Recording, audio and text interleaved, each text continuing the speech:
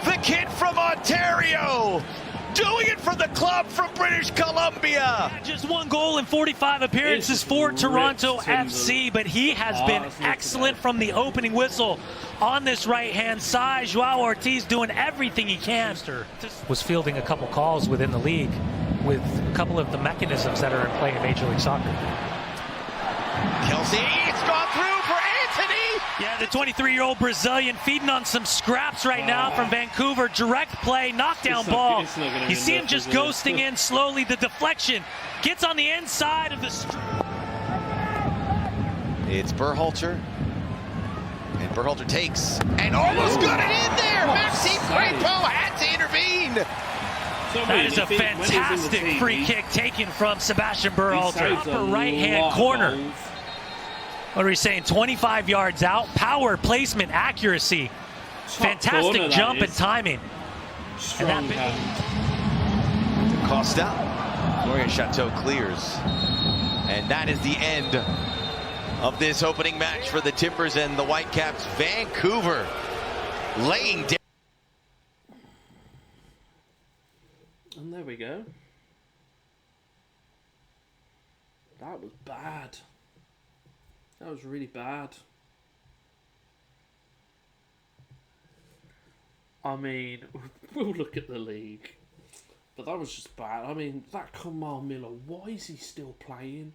He's even last season, I said throughout all my videos, he was constantly playing poorly.